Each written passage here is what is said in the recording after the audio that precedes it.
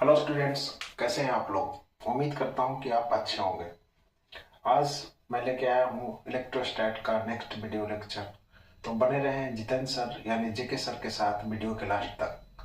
और जो भी बच्चे इस वीडियो को देख रहे हैं, चैनल को सब्सक्राइब कर दीजिए और इसको लाइक कर दीजिए और बेल आइकन को भी दबाना ना भूलें। हम पढ़ा रहे थे पहले इक्विलिब्रियम। तो इक्विलिब्रियम मतलब कि जब किसी भी पार्टिकल या बॉडी पे नेट फोर्स जीरो हो तो उसको हम कहेंगे इक्विलिब्रियम में। अब यहाँ पे कोई भी पार्टिकल इक्विलिब्रियम में है तो एक थ्योरम है लामिस थ्योरम। इससे जो हम ऑलरेडी ये वेक्टर में पढ़ चुके हैं, फोर्स में भी पढ़ चुके हैं, फिर इसको हम डिस्कस कर देते हैं। अब इससे जो प्रॉब्लम्स है बहुत आसान हो जाता है। तो सबसे पहले हम देखते हैं लामिस थ्योरम है क्या। लामिस थ्योरम में जो फोर्स की जो संख्या है, नंबर ऑफ जो फोर्सेस हैं या वेक्टर हैं, वो 3 होते हैं। मान लिया जाए कि यहाँ पे 3 फोर्स है ना। ये है F1, ये है F2 और ये है F3। 3 फोर्स। लामिस थ्योरम में 3 फोर्स होगा और तीनों इक्विलिब्रियम में होगा। अब यहाँ पे 3 फोर्स इक्विलिब्रियम में है। अब एक फोर्स जैसे ये फोर्स है, इसके अलावा 2 फोर्स जो है वह है F2 और F3 और इसके बीच का जो एंगल है वो है अल्फा। उसी प्रकार से F2 ले लीजिए, F2 को छोड़ दीजिए और उसके बाकी जो 2 रेस्ट है उसके बीच का एंगल है बीटा। उसी प्रकार से अगर हम F3 ले रहे हैं और रेस्ट 2 के बीच का एंगल है कितना, गामा, इस टाइप का। तो इसको सिंपल सी बात यह है कि एक फोर्स और बाकी 2 के बीच के एंगल का साइन का रेशियो कांस्टेंट होता है। अब हम F1 ले, एक फोर्स हो गया और बाकी 2 के बीच के एंगल अल्फा का साइन अल्फा का वही रेशियो होगा जो F2 और बाकी 2 के बीच के एंगल का साइन का रेशियो, मतलब F2 बाई साइन बीटा। उसी प्रकार से F3 बाई साइन गामा। ये है आपका लामिस थ्योरम। इसको हम याद कैसे रखेंगे? तो सिंपल सी बात है कि जो भी फोर्स है एक, उसके सामने का एंगल, एक फोर्स ले लीजिए, उसके सामने के एंगल का साइन का रेशियो वह क्या होगा, कांस्टेंट होगा। ये तीनों जो रेशियो है वह एक कांस्टेंट होगा के। ठीक है, ये है लामिस थ्योरम। अब इस लामिस थ्योरम को उपयोग करके कुछ प्रॉब्लम्स को हम बहुत आसान तरीके से सॉल्व करते हैं। तो देखिए इसका उपयोग हम कैसे करते हैं।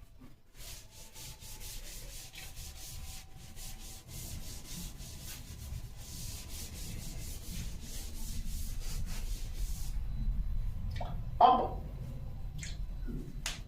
जैसे हम पढ़ रहे थे इक्विलिब्रियम, मान लिया कि ये रिजिड पार्ट है, उससे 2 स्ट्रिंग लटके हुए हैं। स्ट्रिंग का जो लेंथ है दोनों L है और उसके एक इंड पॉइंट तो यहां रिजिड पार्ट से बंधा हुआ है, एक ही पॉइंट से, और दूसरा इंड पॉइंट पे एक चार्ज है। इस पे भी दूसरे इंड पॉइंट पे एक चार्ज है। मान लिया Q है, ये भी Q है। बहुत सारे केस हो सकते हैं, चार्ज अलग अलग हो सकता है। अब दोनों का लेंथ इक्वल है स्ट्रिंग का, तो ये जो वर्टिकल है, अगर दोनों चार्ज इक्वल है, मान लिया मास भी दोनों का इक्वल है, तब वर्टिकल के साथ ये स्ट्रिंग जितना एंगल बनाएगा उतना ही एंगल ये स्ट्रिंग बनाएगा वर्टिकल के साथ। केस अगर हम डिफरेंट देखें, मान लिया जाए कि चार्ज ये Q1 है और ये चार्ज को आप Q2 कर दीजिए, लेकिन यहां पे मास क्या है, मास दोनों का इक्वल है चार्ज का, तब भी ये जो 2 एंगल है वो इक्वल ही होगा। क्यों इक्वल होगा? कि इसके द्वारा इस पे जो फोर्स है इधर लगेगा। मान लिया F फोर्स लग रहा है, तो एक्शन रिएक्शन पेयर यह चार्ज इस पे फोर्स इधर लगाएगा, सेम फोर्स F। ठीक है, मास में तो कोई दिक्कत नहीं है, दोनों का मास इक्वल है, तो यहां पे जो एंगल होगा वह इक्वल होगा। इसको हम साबित कर सकते हैं। अब अगर मास को हम चेंज कर दें, इसका मास कर दें m1 और इसका मास कर दें हम m2, तब क्या होगा? तब ये एंगल जो है वह चेंज हो जाएगा। क्लियर है? अब यहां पे एंगल कौन सा बड़ा होगा और कौन सा छोटा होगा? तो यहां पे सबसे पहली बात ये हमें समझना होगा कि m1 बड़ा है, m2 बड़ा है। अब मान लिया जाए कि m1 is greater than m2 है, तब क्या होगा? तब इस केस में m1 बड़ा है, मतलब ये ज्यादा नीचे झुकेगा, ये ऊपर उठेगा, तो ये एंगल जो है वो छोटा हो जाएगा, ये एंगल है जो बड़ा हो जाएगा। इसको भी हम थ्योरेटिकली प्रूफ कर सकते हैं। तो यहां पे थीटा अगर m1 क्या है, बड़ा है, तो θ1 लेस देन θ2 हो जाएगा। ये रिलेशन आएगी आपको। चलिए इस पे हम क्वेश्चन बनाते हैं, प्रॉब्लम्स को सॉल्व कैसे करेंगे। मान लिया जाए कि ये जो चार्ज है वो Q है, मास m है ना। पहले हम दोनों को इक्वल ले लें, इसका भी चार्ज Q है और मास m है। अब दोनों के बीच का डिस्टेंस कितना होगा? तो सबसे पहली बात कि दोनों का चार्ज भी इक्वल है और मास भी इक्वल है, तब ये एंगल जितना होगा उतना ही ये एंगल होगा। ठीक है, अब दोनों एंगल इक्वल है, तो इस ट्रायंगल में आप देखिए ये L है, तो ये कितना हो जाएगा?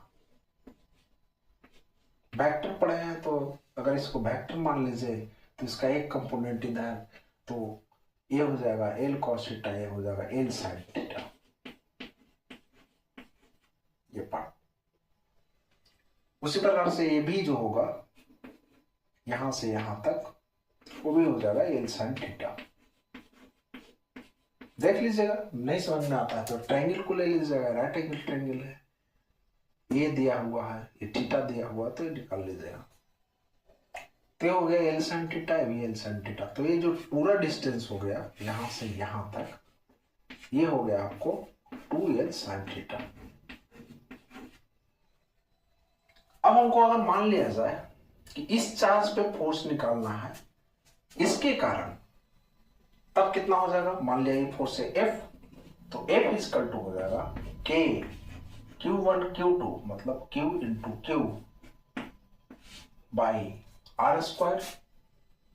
अब R कितना है? 2L sin theta, 2L sin theta का स्क्वायर, ये टर्म आ गया।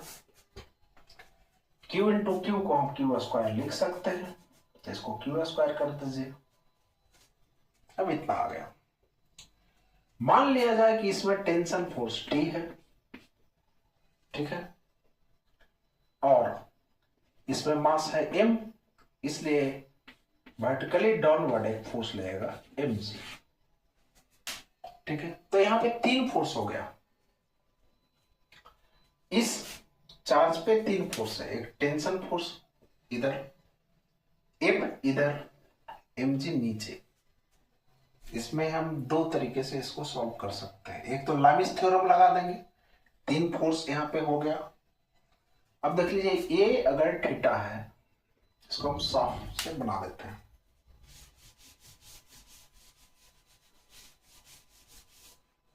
देखिए, यह है टेंशन फोर्स, यह है चार्ज आपका, इधर लग रहा है mg और इधर लग रहा है F, है ना। अब इधर F लग रहा है, इधर टेंशन फोर्स है। यहां पे देख लीजिए, वर्टिकली हम ऐसे खींचते हैं तो ये एंगल है थीटा, तो अल्टरनेट एंगल ये भी हो जाएगा थीटा, तो ये एंगल आपका थीटा हो गया, एंगल थीटा है, देखिए थीटा हो गया।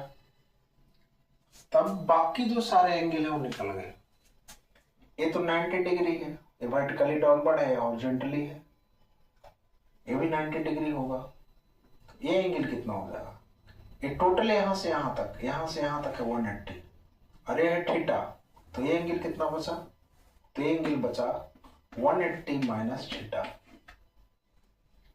90 डिग्री है। तो यहाँ पे दो चीजें, तीन फोर्स है, टी है, एफ है, एम जी, तो लामिस थ्योरम लगा सकते हैं। दूसरा तरीका है कि हम टी का दो कंपोनेंट लें, एक वर्टिकली और एक हॉरिजॉन्टली। तो यहां पे वर्टिकल कंपोनेंट लेंगे हम, तो हो जाएगा टी कॉस थीटा, इस ओर ये थीटा है तो इधर की ओर कंपोनेंट कितना हो जाएगा? T cos theta. अब इस ऊपर की ओर हो गया टी कॉस थीटा, और ये हॉरिजॉन्टल कंपोनेंट हो गया टी साइन थीटा,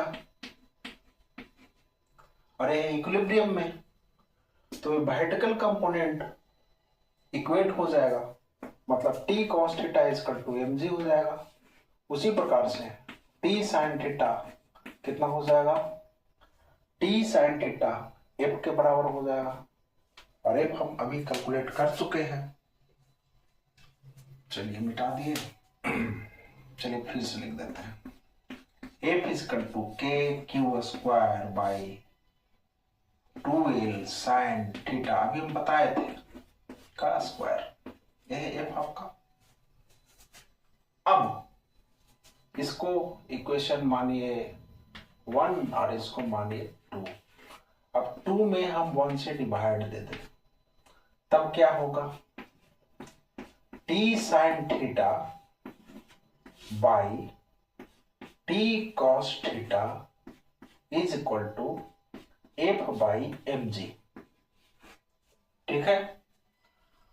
अब यहां पे टी टी कैंसिल हो जाएगा, ए टर्म आपको मिलेगा tan theta is equal to F by M G. अब यहां पे देखिए कुछ जो अननोन इसमें होंगे उसको हम आसानी से निकाल सकते हैं, कुछ दिया हुआ रहेगा, कुछ उसमें अननोन होगा, तो उसको हम कैलकुलेट कर सकते हैं। दूसरा, ये तो हमने कंपोनेंट करके ले लिया। दूसरा तरीका है लामिस थ्योरम। लामिस थ्योरम से इसको हम कैसे सॉल्व करेंगे, तो उसको देखते हैं। इसको नोट कीजिए,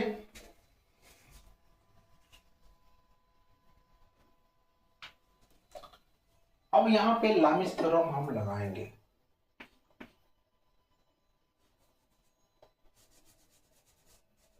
लामिस थ्योरम में क्या था? कोई भी एक फोर्स टी मान लीजिए, और उसके सामने के एंगल का साइन, तो ए एंगल है, टी के सामने का एंगल ये है, ये 90 डिग्री है, तो साइन 90 इज इक्वल टू, फिर दूसरा फोर्स मान लिया एम जी हम ले रहे हैं,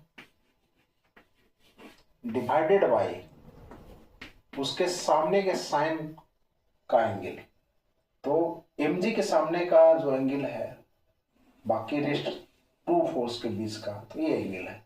ये एंगल कितना है? ये है थीटा और ये है 90, तो ये हो जाएगा 90 प्लस थीटा,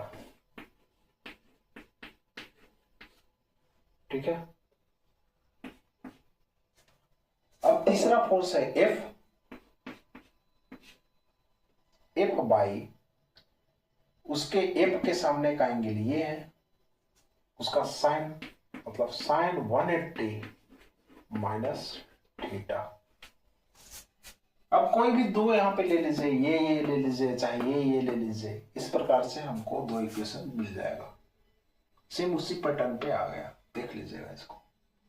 तो हम दोनों तरीके से इस प्रॉब्लम्स को, जो अननोन है इसमें, उसको हम सॉल्व कर सकते हैं। क्लियर है? अब हम इक्विलिब्रियम के अगले पार्ट पे हम आते हैं, तो इसको नोट कर लीजिए।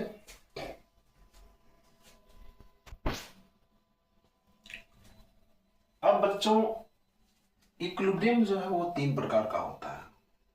हम एसएचएम में पढ़ चुके हैं, वर्क एनर्जी पावर में पढ़ चुके हैं। तो यहाँ पे जो स्टेबल है, अनस्टेबल है और न्यूट्रल इक्विलिब्रियम, उसको हम थोड़ा सा समझ लेते हैं।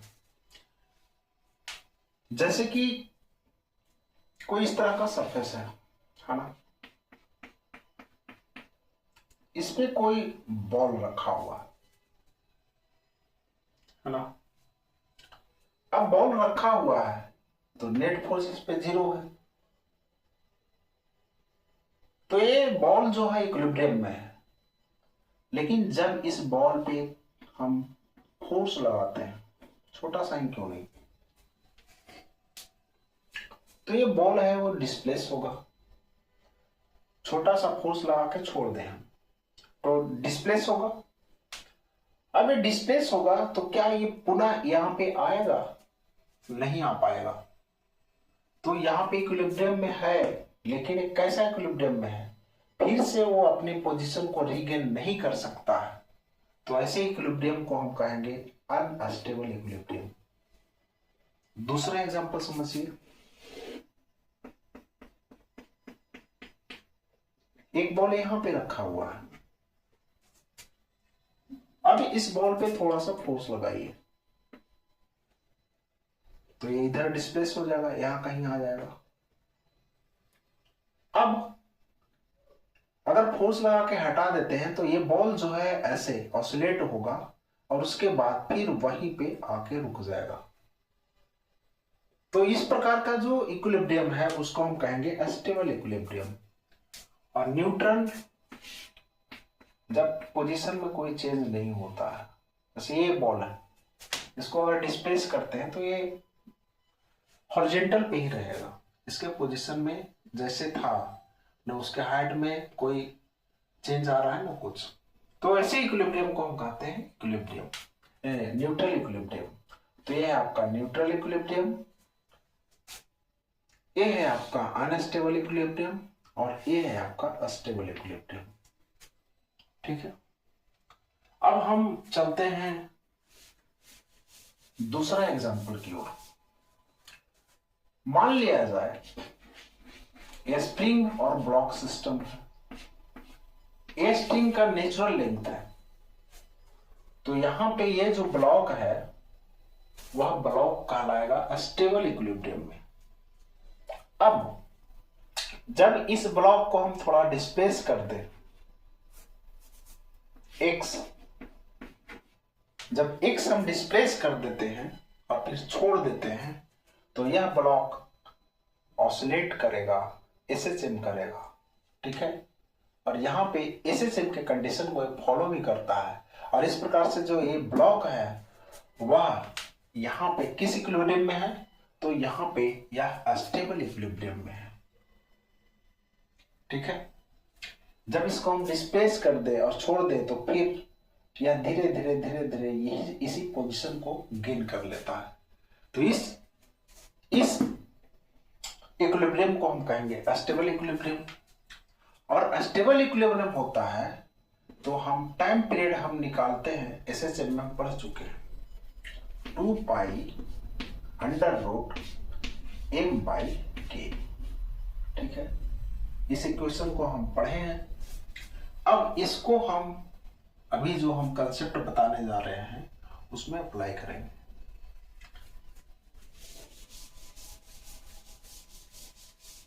आप लोग वीडियो पे कमेंट करते रहिए। ठीक है। कमेंट कीजिए, लाइक कीजिए, सब्सक्राइब कीजिए। अब स्टूडेंट्स हम देखते हैं कि दो चार्ज है, इक्वल चार्ज है, जो 2 और डिस्टेंस पे रखा हुआ है और उसके मीड में एक चार्ज है Q0। तो इस Q चार्ज के कारण इस पे फोर्स इधर लगेगा, मान लिया ये फोर्स है F, और इस Q चार्ज के कारण Q0 पे फोर्स लगेगा इधर, या भी F ही होगा क्योंकि दोनों के या मिड पॉइंट पे है, ये भी आर डिस्टेंस पे और दोनों इक्वल चार्ज है। तो यहाँ पे कहीं ना कहीं ये इक्विलिब्रियम में है, नेट फोर्स 0 है। अब ये कैसा इक्विलिब्रियम है? स्टेबल है, अनस्टेबल है ना, न्यूट्रल है। तो इसको डिस्प्लेस करके थोड़ा सा देखना पड़ेगा। अब डिस्प्लेस कैसे कर सकते हैं? तो ऊपर की ओर भी कर सकते हैं, राइट वर्ड भी कर सकते हैं, लेफ्ट वर्ड भी कर सकते हैं। तो सबसे पहले हम इसको राइटवर्ड क्या करें, हम डिस्प्लेस करके देखते हैं। तो राइटवर्ड हम अगर डिस्प्लेस करके देखते हैं तो हमें पता लगेगा कि ये कौन सा इक्विलिब्रियम में है। तो चलिए मान लिया जाए कि इस चार्ज को क्यू नॉट को हम कहां ले आए, क्यू नॉट को डिस्प्लेस करके यहां पे ले आए। अब इस चार्ज और इस क्यू नॉट के बीच का, ए पोजीशन के बीच का जो डिस्टेंस वो बढ़ गया और इसके बीच का डिस्टेंस क्या हो गया, घट गया। डिस्टेंस बढ़ने के कारण यह जो चार्ज है इस पे कम फोर्स लगाएगा, इधर फोर्स लगाएगा, लेकिन इसका मैग्नीट्यूड जो है, लेकिन ये जो चार्ज, ये छोटा फोर्स हो गया, मान लिया F1 है, और यह जो चार्ज है इस पे फोर्स, क्यू नॉट पे जो फोर्स लगाएगा अब वह इधर लगाएगा, मान लिया F2 फोर्स से, क्योंकि यह डिस्टेंस कम है तो F2 ज्यादा होगा, F1 कम होगा। ठीक है, और F1 कम है इसका मतलब F2 ज्यादा है, मतलब ये चार्ज फिर यहां पे आएगा क्योंकि F2 ज्यादा है। तो यहां पे हमने इसको डिस्प्लेस किया इधर, लेकिन इस पे इस और ज्यादा फोर्स होने के कारण ये सिर्फ फिर से इसी पोजीशन पे आ जाएगा। ठीक है, तो ये कैसा इक्विलिब्रियम हुआ, जब हम डिस्प्लेस करते हैं और फिर रीगेन करता है वो पोजीशन, तो उसको हम कहते हैं स्टेबल इक्विलिब्रियम। तो अगर हम इधर डिस्प्लेस कर रहे हैं तो ये स्टेबल इक्विलिब्रियम है। सेम इसी प्रकार से ऐसे अगर हम करके वैसे छोड़ दें तो ऑसिलेट करेगा। ठीक है, तो ये है स्टेबल इक्विलिब्रियम में। तो सवाल ये नहीं है कि कैसा इक्विलिब्रियम है, अब तो हम इसको डिस्प्लेस किए इधर तो वो स्टेबल इक्विलिब्रियम है। और यहाँ पे जो x है, मान लिया कि ये हम इधर डिस्प्लेस किए हैं, x जो है very very less than r है, मतलब इस दोनों चार्ज के बीच के डिस्टेंस से बहुत कम है वो। चलिए अब इस चार्ज को ऊपर की ओर हम डिस्प्लेस करके देख सकते हैं। मान लिया इस चार्ज को हम ऊपर की ओर यहां डिस्प्लेस करके लाए, ये क्यू नॉट यहां आ गया। चलिए इसको थोड़ा साफ करते हैं।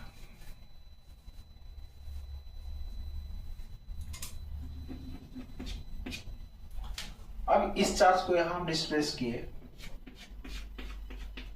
तो इस चार्ज के कारण इस पे फोर्स इधर और इस चार्ज के कारण फोर्स इधर, तो नेट फोर्स जो है इस ओर हो जाएगा। या हॉरिजॉन्टल कंपोनेंट क्या होगा, हॉरिजॉन्टल कंपोनेंट कैंसिल हो जाएगा और नेट फोर्स, इसका कंपोनेंट ऊपर, इसका कंपोनेंट ऊपर की ओर इधर होगा, नेट फोर्स ऊपर की ओर होगा। इसका मतलब जैसे ही इसको हम इधर डिस्प्लेस करेंगे तो यह ऊपर की ओर भाग जाएगा, कम बैक नहीं आएगा। तो अगर हम इसको इधर से ऐसे डिस्प्लेस कर रहे हैं तो यह अनस्टेबल इक्विलिब्रियम में है। तो इस प्रकार से हम कह सकते हैं कि यह जो पॉइंट है वह स्टेबल इक्विलिब्रियम में भी है और अनस्टेबल इक्विलिब्रियम में भी है। यह डिपेंड ये करता है कि हम इस चार्ज को हम कैसे डिस्प्लेस कर रहे हैं। अब सवाल क्या है उसको देखिए थोड़ा। सवाल ये नहीं है कि कौन से इक्विलिब्रियम में है, सवाल ये भी हो सकता है कि कौन से इक्विलिब्रियम में है, लेकिन अभी जो मैं मान लिया कि इस चार्ज को इधर राइटवर्ड हम x डिस्प्लेस करते हैं, जहां x जो है very very less than r है। ठीक है, तब अब उसको हम छोड़ दें तो वो ऑसिलेट करेगा ऐसे ऐसे। इस ऑसिलेशन का मतलब SHM का, अब SHM है या नहीं है ये तो हम अभी साबित करेंगे। अगर है तो इस ऑसिलेशन का, इस SHM का टाइम पीरियड कितना है, तो हमको क्या निकालना है जी, T निकालना है। ठीक है, सबसे पहले देखें कि SHM है या नहीं है। तो सबसे पहली बात कि इसको हम x डिस्प्लेस किए, अगर नेट फोर्स x के डायरेक्टली प्रोपोर्शनल है ना, तब ये SHM करेगा। तो हम F नेट निकालते हैं। तो मान लिया जाए कि ये Q जो चार्ज है इस पे फोर्स लगा रहा है, इधर कितने फोर्स लगा रहा है, F1 मान लीजिए। ए चार्ज इस पे फोर्स लगा रहा है इधर F2। ठीक है, अब F नेट कितना हो जाएगा, F net F2 minus F1 पे हम लिख सकते हैं। F1 माइनस F2 भी लिख सकते हैं, लेकिन हमको SHM जो साबित करना है तो उसके लिए जिस ओर हम डिस्प्लेस करते हैं उसी ओर नेट फोर्स निकालते हैं। तो यहाँ पर हो जाएगा F1 माइनस F2। ठीक है, अब F1 कितना होगा, तो F1 हो जाएगा आपको K,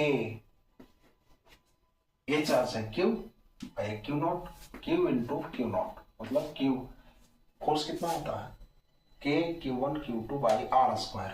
R अब कितना है, पहले तो यहां था तब ये R है, और अब x और डिस्प्लेस कर दिए, हमारा जो डिस्टेंस है वो ये हो गया। तो कितना हो जाएगा R प्लस एक्स, क्योंकि x और डिस्प्लेस किए हैं तो ये हो गया R प्लस एक्स, इसका स्क्वायर। F2 कितना हो जाएगा जी, K Q not, Q not a है Q ए है, दोनों के बीच का डिस्टेंस घट गया, कितना घटा, तो x घटा, पहले R था तो ये हो गया R माइनस एक्स का स्क्वायर। अब F नेट कर लीजिए भाई, F नेट कितना हो जाएगा K Q नॉट, F1 इतना है बाई R प्लस एक्स का स्क्वायर, माइनस F2 कितना है K Q not by R minus x का स्क्वायर। ठीक है, इसको कैलकुलेट कीजिए ना। अब K Q नॉट तो कॉमन है, K Q नॉट कॉमन ले लीजिए। अब यहां पे बच गया 1 बाई R प्लस एक्स का स्क्वायर और माइनस करके 1 बाई 1 R माइनस एक्स का स्क्वायर। ठीक है, इसको थोड़ा नोट कीजिए। अब बच्चों इसको हम सॉल्व करेंगे तो इतना होगा, देख लीजिए इसका जो एलसीएम है इतना आएगा और ऊपर वाले टर्म इतना हो जाएगा, इसको हम कैलकुलेट कर दिए हैं, है ना। अब देख लीजिए कि हमें क्या पता है, x is very very less than r, तो हम यहाँ पे x को हम नेग्लिगेट कर सकते हैं, x को हम 0 मान लें तो ये टर्म कितना हो जाएगा r4 हो जाएगा, नीचे हम r4 लिख देते हैं, और ऊपर वाला टर्म जो है 4 तो हम इधर कर दिए, यहाँ पे बच गया r इंटू एक्स। ठीक है, अब यहाँ पे देखिए एक r कैंसिल हो रहा है, यहाँ 3 बच जाएगा, तो यह जो टर्म आएगा, है ना, इसको नोट कीजिए, यह जो टर्म आएगा वो आएगा आपको -4K Q not by RQ into x, तो ये आ गया F नेट, है ना। अब यहाँ पे देख लीजिए कि यह जो टर्म है वह तो कांस्टेंट है, माइनस में है ये। ठीक है, अब SHM वाला याद होगा कि F is equal to -KX होगा, तब ये SHM करेगा। ठीक है, तो यहां पे सेम चीज है, K के जगह पे इतना टर्म है, X है, तो ये SHM करेगा कि F is directly proportional to X, SHM तो करेगा।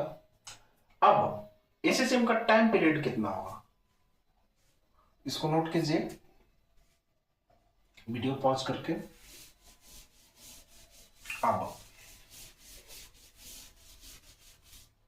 हम जानते हैं T is equal to 2 pi under root m by K, और K कौन सा है, यही K है, यहाँ पे F is equal to -KX, यहाँ भी K के जगह पे इतना टर्म है। ठीक है, ये K और ये K में अंतर है, दोनों एक ही चीज नहीं है। ठीक है, लेकिन यहाँ हम K मान लिए हैं, K का वैल्यू यहाँ पे कितना है 1/4 पाई एप्सिलॉन नॉट, वो वैल्यू भी दे सकते हैं आप, लेकिन ये K और ये K जो है दोनों अलग अलग है, ये नहीं कि एक ही चीज है, K कैंसिल कर दीजिएगा, समझ गया। तो यहाँ पे 2 पाई अंडर रूट ये Q जो है, Q नॉट जो है, इसका मास जो है वो m है ना, ये हम भूल चुके थे। तो यहाँ पे Q नॉट का मास कितना है, m है, तो यहाँ पे m Q नॉट का मास है ना। अब यहाँ पे K के जगह पे कितना लिखेंगे, तो K के जगह पे ये टर्म है आपका, कितना आ जाएगा 4k Q naught by R Q ऊपर चला जाएगा, ठीक है। तो ये आपका आ गया टाइम पीरियड। के का वैल्यू आप दे सकते हैं, के का वैल्यू कितना हो जाएगा 1/4πε0, और इसको काट छाट के अपना ले आइएगा। तो इस वीडियो में इतना ही। तो बने रहें जेके सर के साथ।